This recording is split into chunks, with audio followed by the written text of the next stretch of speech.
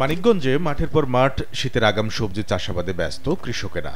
জেলার সিংগাইর, সাটুরিয়া ও সদরে চাষাবাদ সবচেয়ে বেশি। কৃষকরা বলছেন, আগাম সবজি চাষে অধিক লাভ হওয়ায় দিন দিন আগ্রহ বাড়ছে তাদের।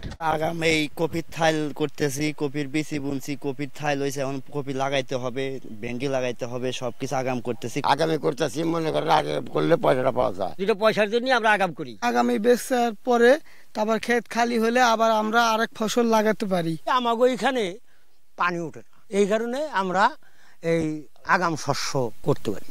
জেলা কৃষি সম্প্রসারণ অধিদপ্তর বলছে, জেলায় দিন দিন বৃদ্ধি পাচ্ছে আগাম সবজি চাষ।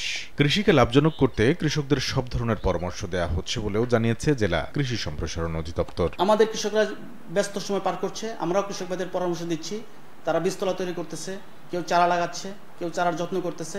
আমরা আশা করছি 1-1.5 মাসের মধ্যেই আগাম সবজিগুলো বাজারে এসে যাবে।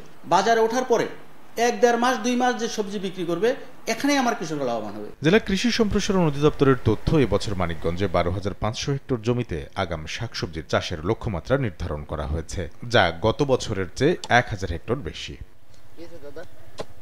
সময় সংবাদ, মানিকগঞ্জ।